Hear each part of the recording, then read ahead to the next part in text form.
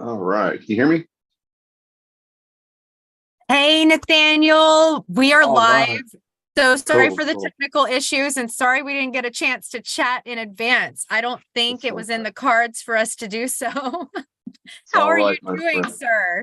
I am doing very well, very well, very well. And it's always good to be back with you and all of your followers. Thank you for having me on. Oh, it's a pleasure. There's been so much that's transpired since we just last got our chance to chat, which was an illuminating chat for me in more ways Mhm. than one.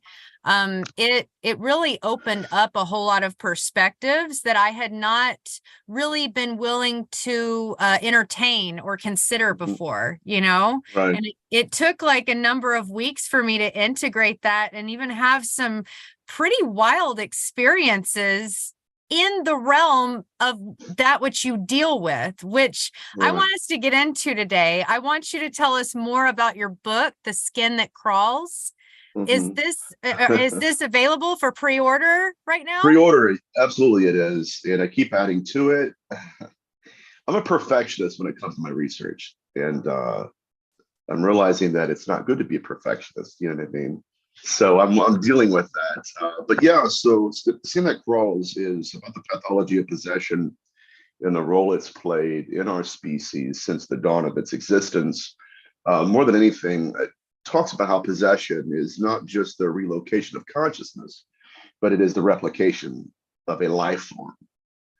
So there's something out there that wants to be in us in order to stay alive. And so that is really what it's about. And yeah, Skin That Crawls. I am so excited to get my copy because Mhm. it's funny. I'm also a perfectionist. I Yeah. actually, and it's been my greatest bane up to this point of that Hmm. has held me back from what it is I aim to do and to merge with intentionally. Yeah. It It's trips me up every paralyzing. step of the way, but it's funny that that gives you that almost this like heightened sense of credibility in my eyes because I know that you're putting the work in, you know what I'm saying? Hmm. Into this is Yeah. just some really interesting material that I mean, you've had your personal experiences and Hmm. encounters, but you've really put in the research that makes you a scholar in the field. And that's I something that tried not many people to. can say that aren't like a Oh Catholic man. priest in that modality of All right. demonic possession and whatnot, right? Yeah, it's tough. And it hasn't been without a price. I mean, it's affected my mental health. Anybody that knows me, trying to get me out of it, my own family has, get out of it. Why? Because it does affect you. The deeper, and I'll tell you that there's very little good research being done in the field. I can name maybe a handful of people right now that are eclipsing the blueprint and the narrative that many in the field are wanting to push. And you'll notice that many of them are older. Most of them are older. But there is a control mechanism being employed. And I think that we've witnessed that since our last episode, where if you get too close or if the research is getting too visible to the public, the phenomenon will discipline. It will Hmm. manifest. It will try to push back because it doesn't want to be understood. And that's the control mechanism that we're still learning about, but it is very much present. Yeah, the control mechanism, exactly. That's what I was going to ask you about specifically. My husband is whenever I get a mad hair and I'm like super excited about something, Mhm. something in particular that I'm diving deep into, whether it's human design or astrology or the I Ching, or, I'm really heavily into marketing for my business or for another Mhm. business that I'm collaborating with. He does like these deep dives of like research, and he went Mhm. out and got this book. Are you familiar with this book? Yes, of course. I'm Lester P. sure you've Solomon. read it a million times. Like we're Mhm. starting at the beginning and just learning more about everything that you have compiled into your book, The Skin That Mhm. Crawls. And but Yeah. what I was going to say about the control factor it feels very much as so that, like, at least with this demonology sequence Mhm. in the Lesser Key of Solomon, the Book of Evil Spirits, it's about mastering like these demons, right? The how to of doing that. But in that process, there is this power play between the Absolutely. demon and the human that is allegedly mastering it. Is this something Of that you can? course. What a masterful explanation. And it's something that I say this. I know I'm a 90s kid, so this is, I feel kind of like a boomer when I mention this phrase, but the casuals, right? People who you'll see them on podcasts where I control the spirits. And it's laughable because they're leveraging themselves in order to control the spirits. And we don't even know really what these beings are. Are they the same species? Are they made of the same substance? Right, what exactly are these beings, and what rules will they play by? Because once they're manifested, what we're learning is once they manifest, they play by their own rules, and even sometimes the rules they tell us they play by, they break those. So really we're at the mercy of, okay, can we believe what they're telling us? Why should we trust them? And in giving them us ourselves, what are we really gaining? So this is again, it's been this power dynamic between our species and theirs. And it's laughable. That's one of the reasons why I wanted to get out of demonology, just to be, I'm getting burnt out. Number one. Number two, there's maybe one or two real demonologists out there, because it's either trapped in some kind of theological dogmatism where you're only allowed to think of demons this way, or you just simply think, okay, I'm a demonologist. I go in a house to say two prayers and leave, and without actually doing the intellectual work behind, okay, what are we encountering, right? Why? Okay, it's so there are a lot of people who have flooded the field, and to them it's a hobby. To them it's something. Well, I can get a little bit of notoriety, and to me, I'm a purist. I three things about me. Number one, I have ADHD. I'm just admitted to it. And number Me and it too. yeah, I'm right yeah, there with you, it's Nathaniel, on that awful. one. And then I'm a perfectionist, and so a purist, ADHD perfectionist. If they're not doing any research, it's just, hey, look, I'm out here with an EVP recorder and all this stuff. It's what it's done to me in my own career is when people hear demonologist, they think, okay, I'm that guy who's, you know, I don't know what to say. I don't want to bash anybody because that's not what I'm doing. What I'm doing though is setting aside the research of demonology and saying, okay, there's more to this than what we're witnessing in TV shows. And I think it's because of the mass, I guess, propagandist movement that we've lacked that ability to see beyond into what the phenomenon really represents. We're still trapped in this one model. Meanwhile, if you encapsulate everything, you'll see that I'm leaning towards a singular intelligence that is masking itself. Well, it's interesting because I know in our last chat we were talking about after death communication in Right. conjunction and how it relates to this phenomena and whether after death communication is even happening in Which is a question that we have to ask.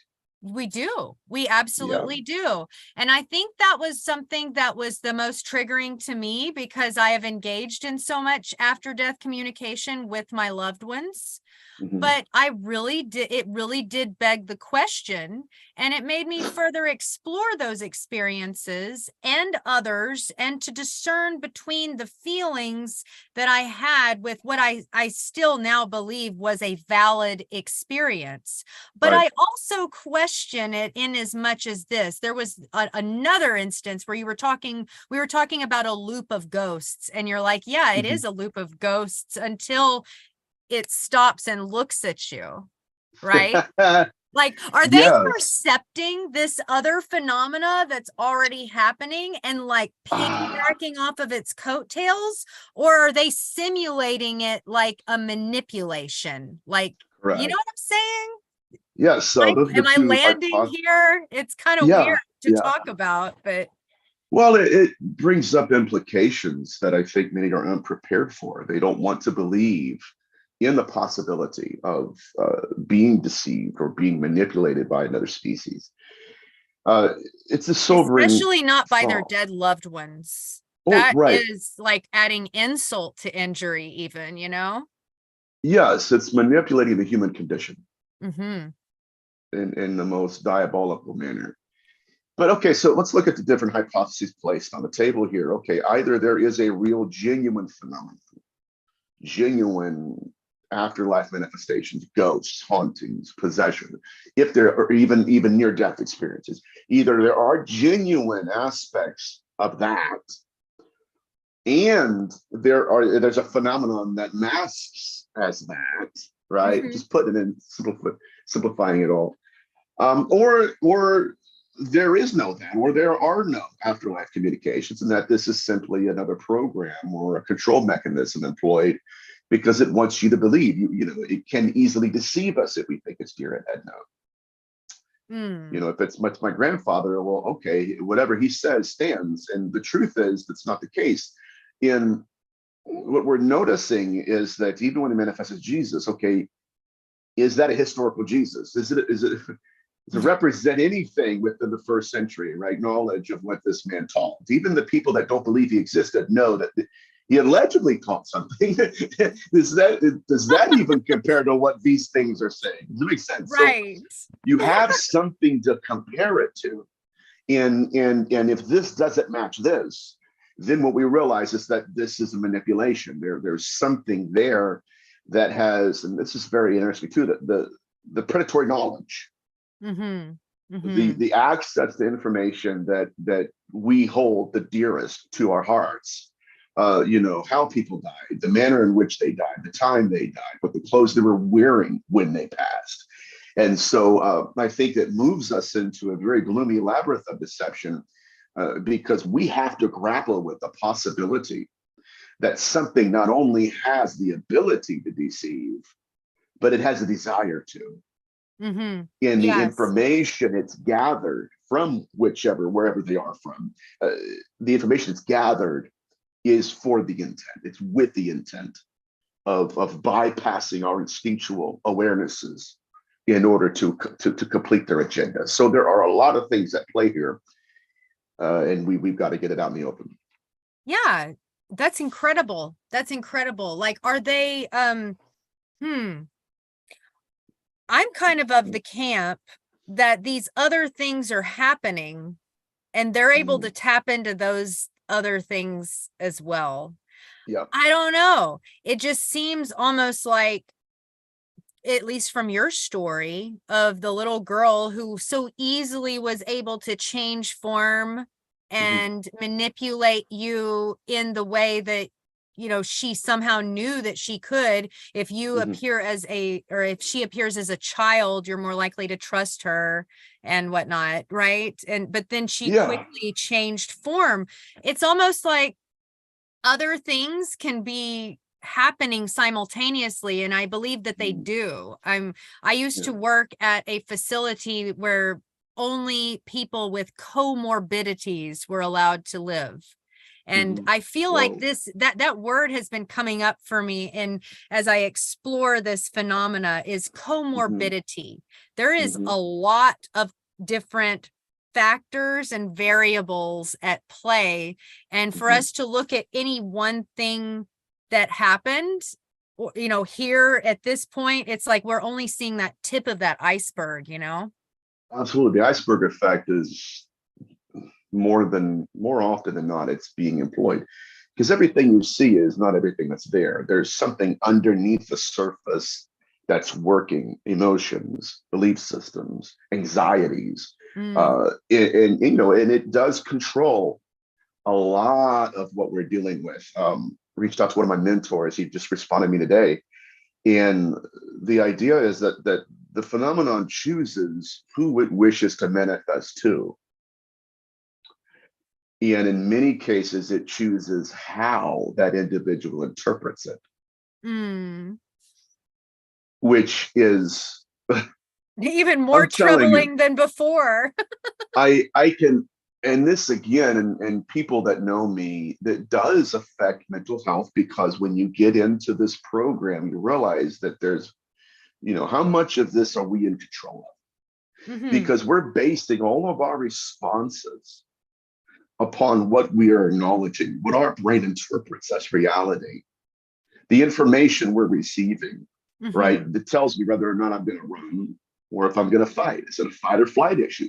Well, we're basing all of our instinctual responses upon the information that the phenomenon is allowing us to see.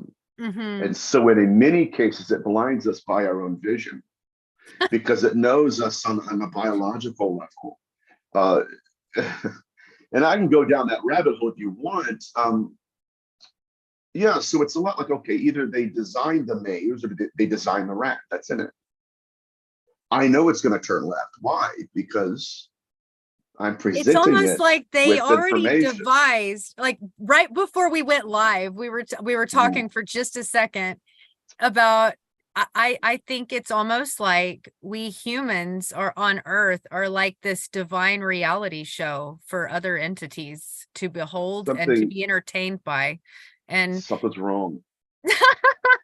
you know, Something's like off. some Yeah. terrible form of Hunger Games, or I'm gonna have to edit that out, but you know what I mean? Like Yeah. something that is just it's really obscure that would Mhm. be entertaining, to watch, but it's like you said, they've developed the maze and they designed the rat. They know exactly what the rat is going to do at every Yeah. turn based on the stimuli of cheese placed here versus the other thing placed over here. And then they just want to sit back and watch the dominoes fall. And Yeah, there's some, yeah, absolutely. And of course, we're hypothesizing here. We're working with different models, hoping that if we employ one model, it'll be the key that opens the door. Floodgates are open, and now we get all access. And it's not true. Uh, I don't know if I told you this on the last show, but I was reading one of Dr. Carla Turner's books, Taken. She talks about a woman who saw a UFO. And this goes to show you how far we are into this maze.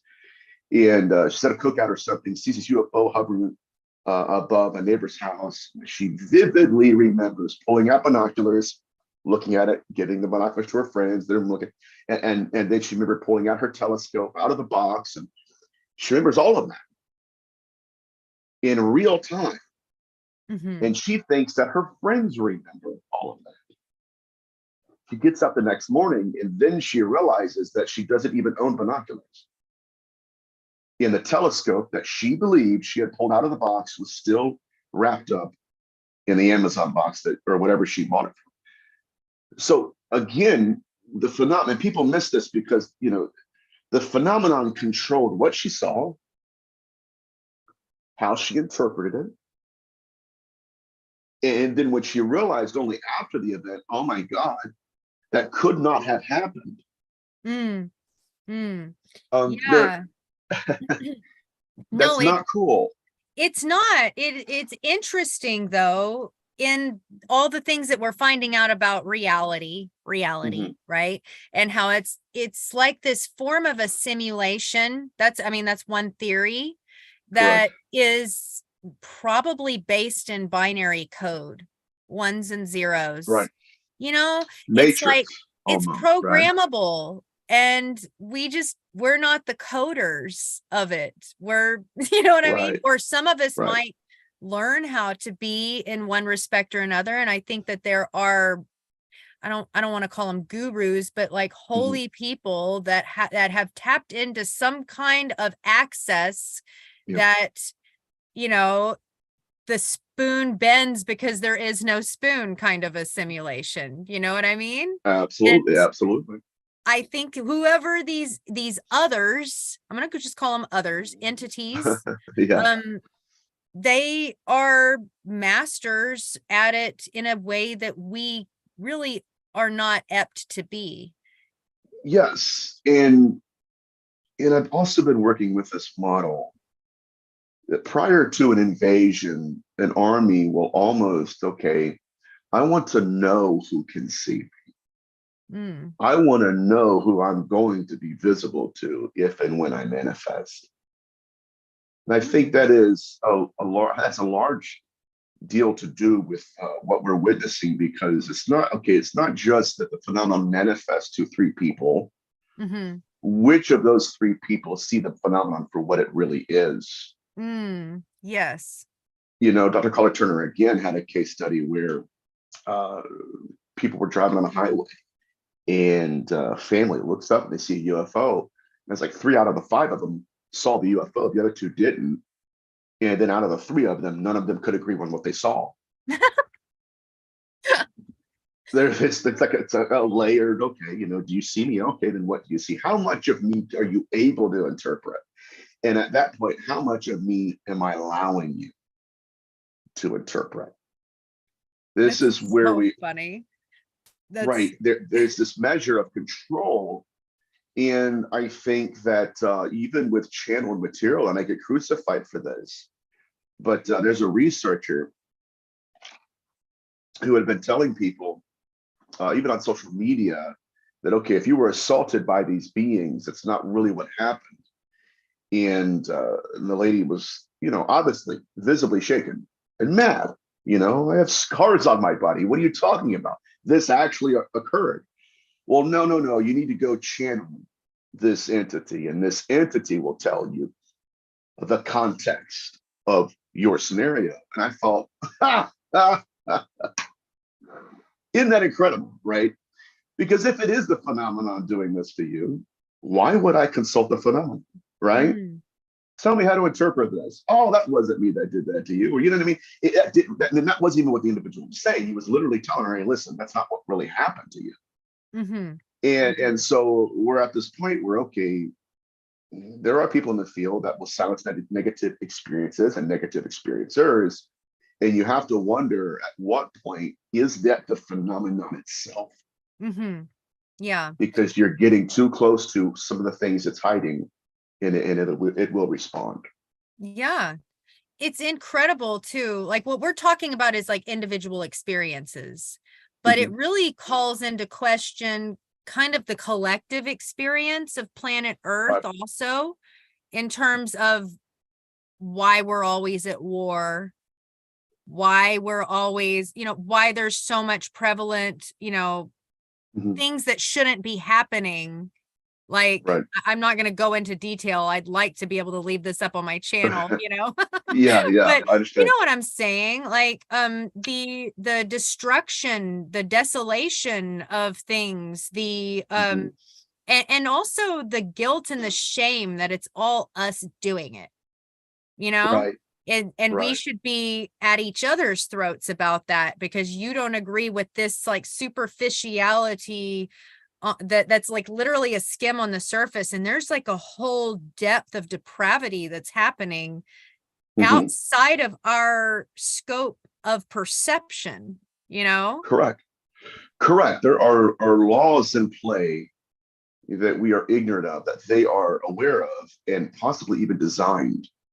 And so, you know, if you know where the door of escape is, you know, you have an advantage, right? They don't want us to know that, so they control. Okay, you know, all that stuff. But I first realized that there were things. Obviously, there were things wrong with the current blueprint of demonology and the phenomenon. So I started realizing that when in medieval witchcraft, that they would drink the blood of recently deceased men, but they had to have been killed in a certain way. Interesting. That was glaringly obvious that there is something out there Mm-hmm. that, again, that will consider the way a person dies, and the way it affects their body when, and it's strange, but there are, that just goes to show you, there are rules that they're playing by that we're ignorant of. Yeah, And you know, absolutely. I think that in many ways that we aren't necessarily ignorant to the pragmatism of something, like, for instance, blood magic. Like right. throughout the ages, we've known that blood magic works. And that's Mhm. why everyone like no matter what culture or magic you're, whatever, like it's something that's been prevalently practiced, and that can be identified throughout history, right? We don't know Absolutely. why it works though. Like, what's going Correct. on there? Like, whether we were talking about a black mass or so an African tribe that participates in a very similar ritual, although in their own way, Yep. what is going on there? I think we understand that it gets something for us, but we don't necessarily understand why that would be. Right. There, and again, it does point to the fact that there is a shadow world, or a world within a world, that we're pulling influence from. But that influence is not without a price. We're giving something to get. Now, what are they doing with what they're getting? Does it make sense? Yeah. Now we're starting to peel back the layers of what that's wanting us to believe. And now we're saying, okay, is there a currency on suffering? Specifically the way a person dies, the last breath being had, and the fear mechanism shooting through our body. And then, okay, that's the individual I want. Why? It does speak to a darker aspect of esotericism, but even more, if you look at the excretions that these beings are harvesting from us, they're no different. And this is why people in the field have to research all components and not just ufology and abduction research. But nearly 99.9% of the excretions they're harvesting as aliens were harvested from demons in antiquity. And you're right. We're harvested from them? By them. By them. Right. Okay, got it. So now we're interweaving like the UFO experience of the abductee, right. And I know that many of them have been gaslighted. I've talked to many of them being gaslighted, being told that, oh no, you were just sexually abused. This didn't ever happen to you, and your mind created this sequence. Which is a joke. And it's horrible. It's my God. What an incredible, mind twist on an individual. Yeah. How in the world to ever make sense of such an experience, Yes. And at what point do we stop settling for Hannibal Lecter lines? You did this to yourself, but you concocted this. Well, okay, at what point does here's how it works. Again, with PTSD especially, your brain can't handle this bad scenario. So it creates a better scenario in order to interpret the worst scenario. Now, if the better scenario includes sexual assault, you see where I'm going? I do. If that is where people are going as an escape, then we have a darker, deeper issue. Yes. But I mean, so if you look at both fields of research, it's glaringly obvious. I mean, demonic flights were being had back in the time, and were they demons? I don't know. I mean, I think that, again, the demonic mask and the Mickey Mouse mask and all that, it's manifesting, but is that really what they are?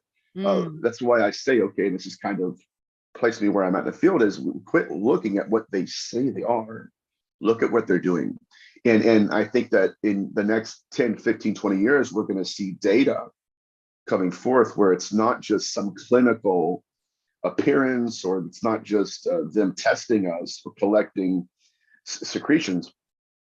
I think there is a more systematic, ritualistic performance occurring here that will trace its lineage into biblical antiquity, into what we consider to be the gods of prehistory, which we're back at square one. At least we know for sure, hey, this is not a new phenomenon, that this is an old phenomenon being reinterpreted in a modern way.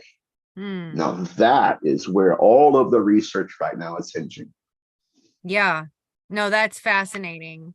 It is being interpreted in a modern way, and it is more corroborating of its validity even in seeing the echoes of the sameness from historical times of old that are imprinting on the contemporary experience of today, you know? Absolutely. Absolutely. And there was a time in demonology when, of course, they're demons. And anybody who didn't say they were demons, castigated, banished, canceled. And, it's just like the field of ufology. They kind of trap it into one motif. And, oh, well, I was told one time and it ticked me off because I thought it was so lazy. And the guy was 7 years old who said this. So whatever, call me a purist, but it was lazy. Well, to a hammer, everything's a nail. Mm-hmm. In other words, because somebody asked him about my research and he didn't know anything about it. So of course, to a demonologist, everything's a demon. Well, that's a lazy way to just dismiss it. Now, you can't dismiss it. If they knew the depth of the research being done, then I think that they would be forced to confront the possibility, and if not the probability, of that we're dealing with a singular intelligence that has masked itself. To what end? I think I think these are important questions for anyone to ask. And I think that I've heard that saying, to a hammer, everything is a nail. Like I get the sentiment, but at the same time, it's like, but there's still questions that you're not really answering with your logic here, and sure, I have immersed myself for this many years in this subject material, and maybe I have a lens across my eyes, I get the impression that you're willing to entertain any concept if it's presented that that shows a certain strain of truth to it. I don't get the impression from you that you're just painting demons everywhere. You know what I mean? Yeah, that was what they call a thought ending statement, where it's literally designed. Okay, I don't have to think about that. We're done. Dismiss it. And it's irresponsible. And this is why I think that we need to demand from the so-called scholars out there that have been in it for 50 years, we need to demand them not to be a researcher of one phenomenon. Exactly.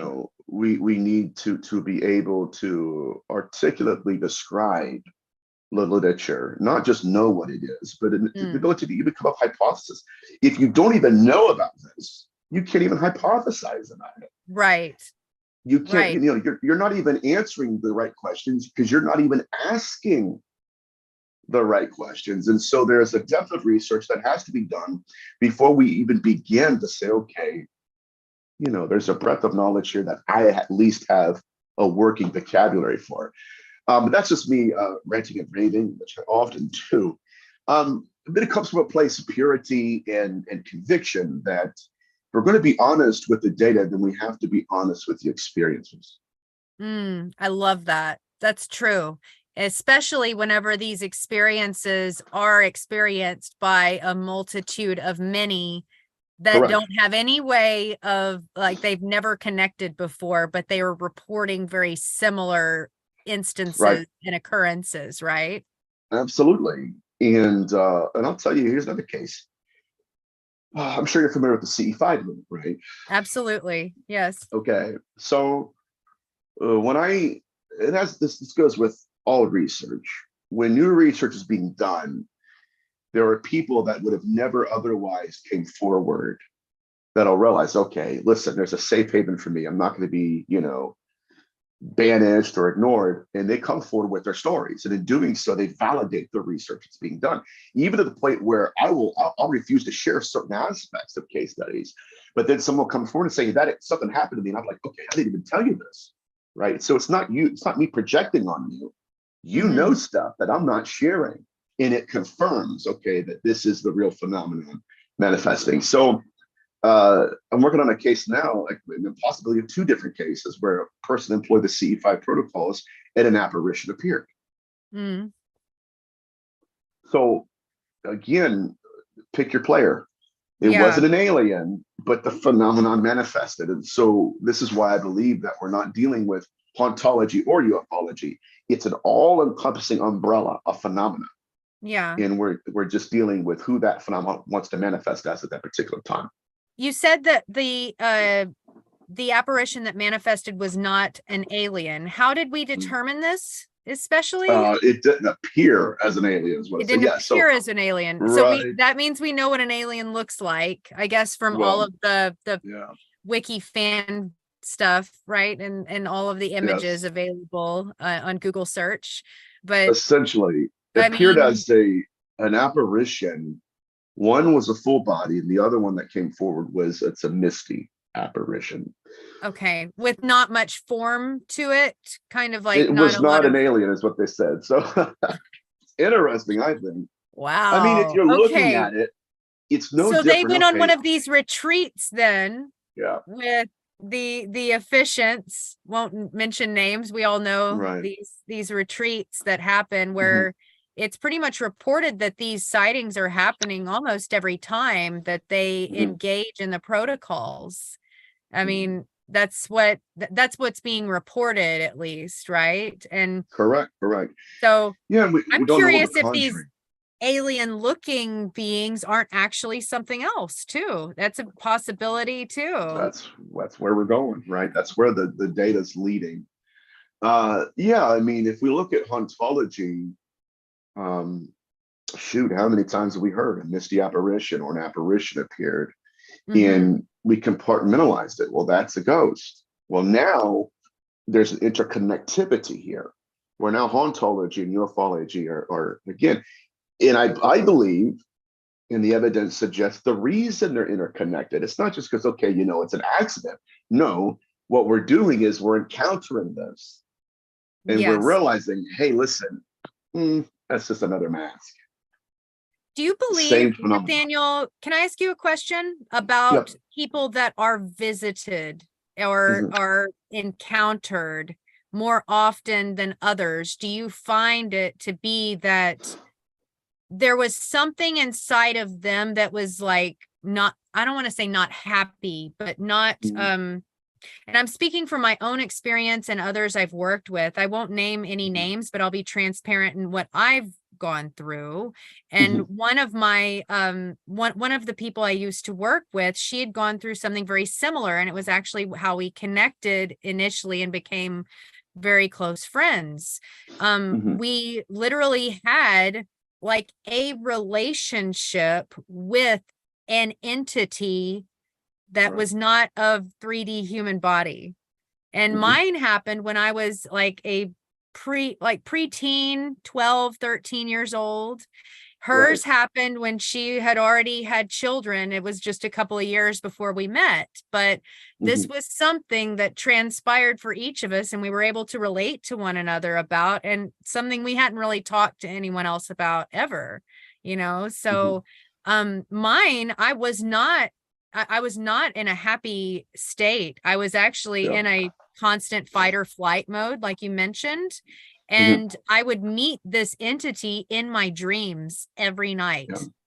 And they would it was very beautiful for a time. It was like dancing and romantic, and it was incredible, but it turned into something not so beautiful as time passed, and I became more and more, I'm going to say the words, reliant on that relationship. And it was it ended abruptly as I got older, and I kind of shut it down with a lot of other things like, drugs and alcohol. And there was like a disconnect that occurred pretty abruptly, and I never revisited that. But it's interesting. I feel like there was something there already about my own unhappiness as a human being at that time in my life that kind of, I don't want to say welcomed that, but it made me more susceptible to that. Is that kind of a strain of truth for others you've worked with? Well, I think that there is something to be said about our instinctual awareness when something else is in our midst. And to be transparent with you, the entity I encountered as a young person still affects me. it doesn't manifest okay like it used to, but there are times like when I'll do a show or do a night full of research, there will be a heaviness or this feeling of just being watched, or loneliness, pervasive, existential, ontological loneliness, being misunderstood, and then and that does happen.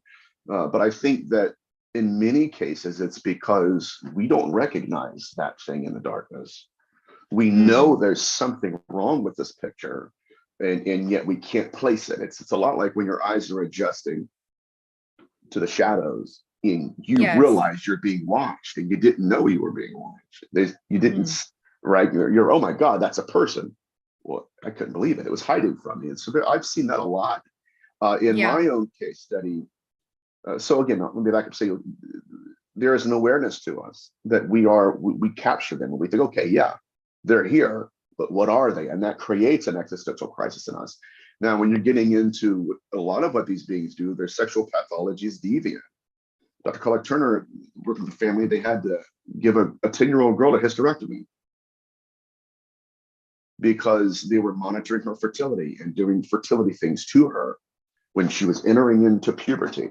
Now, you'll see that a lot, especially within women, is that they'll start early and they'll start young, and then they'll be abducted until a lot of times until they can no longer procreate, and then the phenomenon shuts off.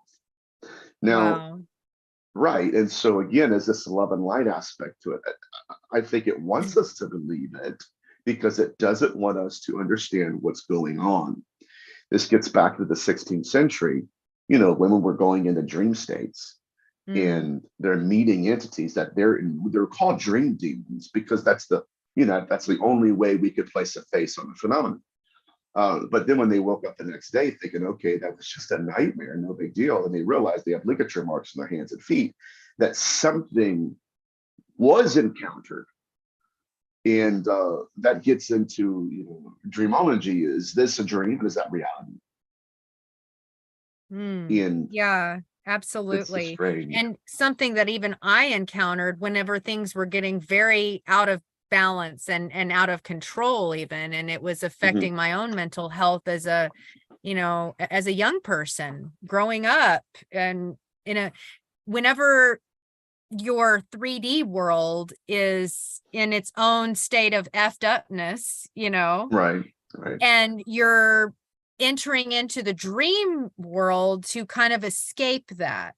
Like, that's kind of what it's like. Well, here I don't have to deal with that's going on, but then it's like that 3D world becomes more like the dream world than this other landscape that you start frequenting more often, and even entering into in a lucid state, so that you are aware and conscious of what's happening. But then it was like at that point, like that was where it started to become, that was where the effed upness was, you know what I'm saying? Right, absolutely.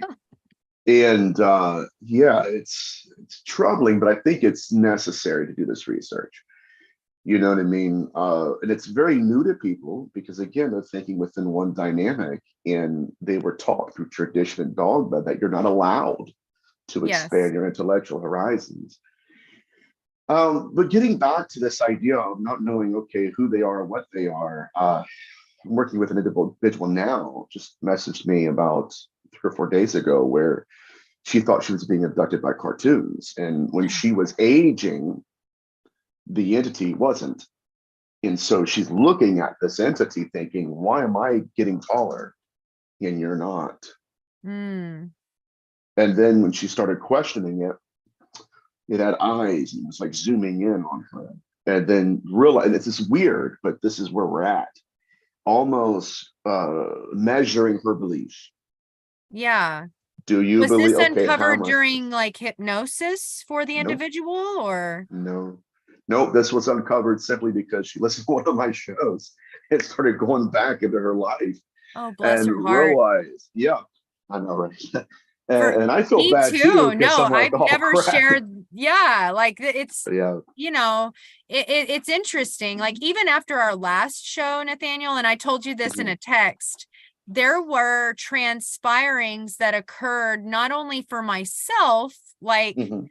my own child told me Right. he doesn't keep up with my own like endeavors on YouTube and whatnot, but he told me the very Mhm. next day that he was afraid in his room because every time he laid down on his pillow, something was punching him in the face through his pillow, and he'd move his pillow and nothing was there.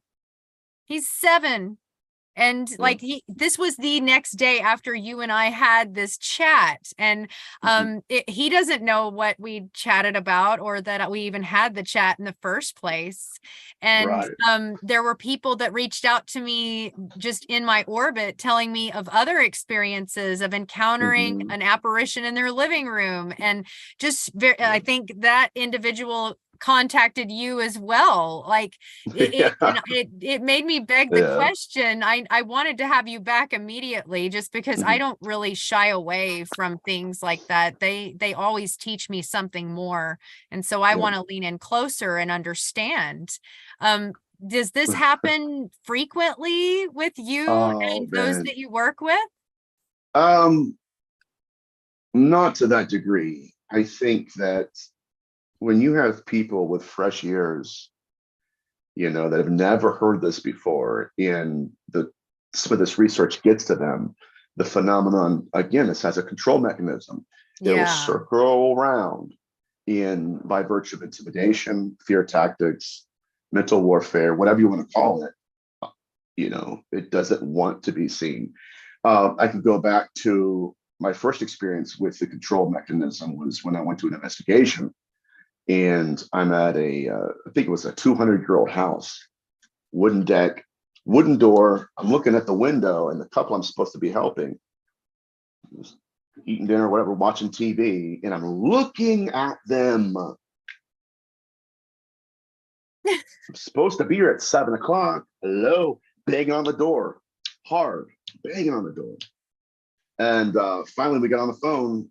Nate, I thought you weren't coming. I'm out here. I've been out here for 10 minutes. Well, we didn't hear a thing. We didn't see you. We just thought, man, you forgot about us. No, it's like 20 degrees out here. I'm freezing. And, I'm sitting there watching you drink coffee. And I'm like, come on, what's going Oh on my here? gosh. And so I called one of my mentors and I said, it's a little bit weird. Have you ever experienced, and this is where we're at. This is uncomfortable for many to understand or even want to understand. But the Yeah. phenomenon can suspend certain laws and employ others in order for just, they didn't want me to be there that night. Mm. And so if I can go deeper real quick, Yeah, go. this aspect of the phenomenon, it does have, it protects itself. I can remember the Skinwalker Ranch research. They had a gentleman by the name of Axelrod. They didn't give me the first name, I don't think. And Axelrod was investigating Skinwalker Ranch. Gets a phone call from his wife. We just saw an entity staring at us through the window. Right? It's exactly what we're dealing with. And so he had to stop researching, got in his car, driving back to his house. When his wife called him again, frantic, no, the boys just saw this entity. It crawled up a tree. He and his family never experienced anything like that.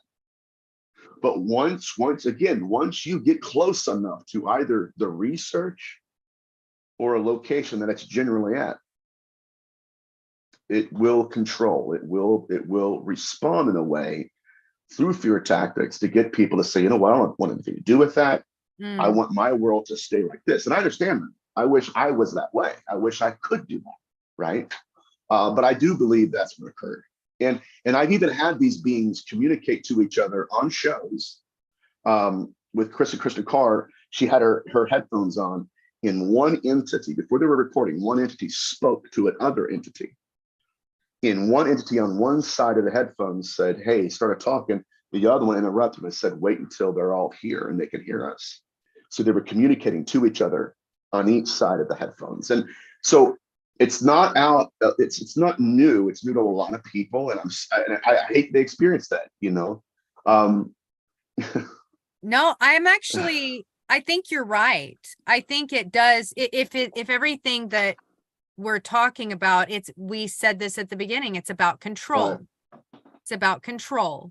right. And we had a laugh about it, about how it's like, oh, because Nathaniel masterminded all of this, that somehow Yeah, that's that's me. something that he conjured or whatever. It's like he has nothing else better to do with his time, trying to Oh get my this book God. And that, published and whatnot. And but uh, it is about yeah, control. And I think you're right, spot on to that. I believe that this was new to my audience. This was new correct. information, and it was, and to my family too. Like the Correct. story that I just told on the air right now, I had never told to my husband until like a day or two ago, when I decided, yeah, okay, I'll share that with Nathaniel. Like, this Right. is Right. new ground that's being broken with a section of the collective, small as it Right. may be. But I do feel like there's like some pretty big spiraling transpirings that are rippling off as a result of that. And Mhm. sometimes it takes the form of something not so comfortable. And I think we need to Correct. be open to that, open to discovering and understanding it better. Absolutely. And, and I will say this, like, there needs to be some kind of, I don't know, something you could sign. I forget what it's called, but like with me, you know what I mean? It's like, oh my God, he's back. It's like, okay, look, something's going to mess with you. It might be your intellect. Like maybe you're going to have to get rid of some, I don't know.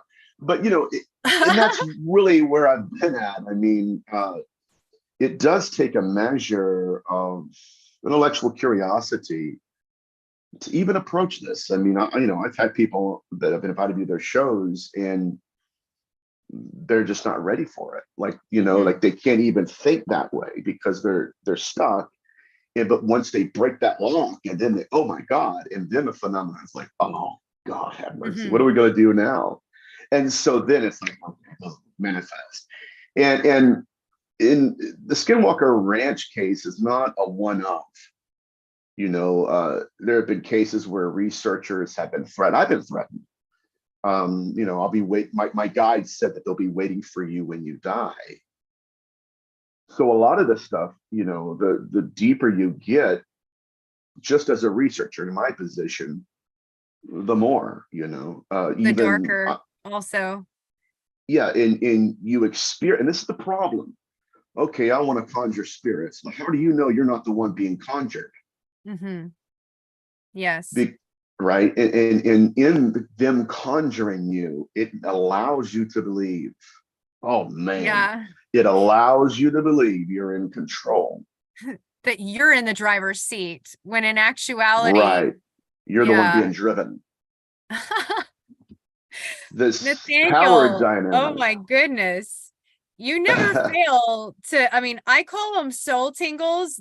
Yours are a little more like soul shivers, though. I'm not gonna lie. Like, the talking about this, it's exciting. I mean, I'm not gonna Oh, lie, I love it. And yeah. you're welcome back anytime at all, Thank you. because Thank it never fails anytime I'm chatting with you, sir, that like something's gonna be revealed that's gonna it's gonna entice me to discover and to dive deeper into you. We phenomena have to.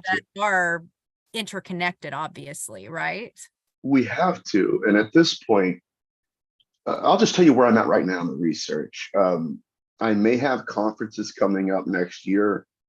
I'm with you right now. Tonight, I have a show. Sunday, I have a show.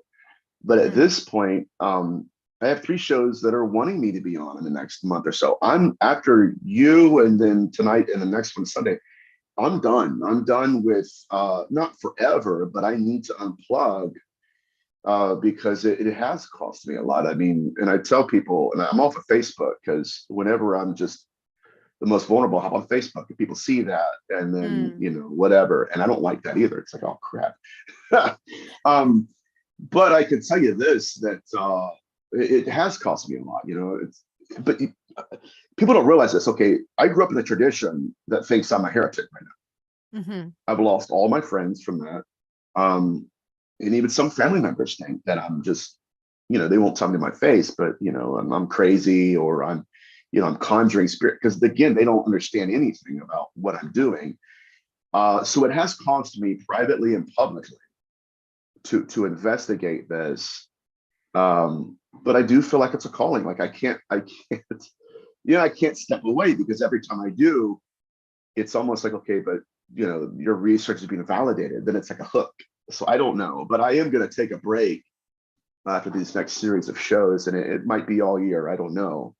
I think But hiatuses are very necessary for, mhm, I mean, they're necessary for the work that I do. And I'm sure, like 100%, a million percent certain that in the work that you do, it would be absolutely essential. Like, yeah, honestly, when you come, I bet every single time you come back to this work, you come mhm, back with a fresh set of eyes, because something about stepping away from it for a time, it yeah. kind of enriches that vision of putting it in perspective. So sometimes you have to step away from something to see it clearly, And right? I love that perspective. I love that you understand that, and that's exactly what I do. So it is self-help, but it's also because I want fresh eyes. I don't want to miss anything.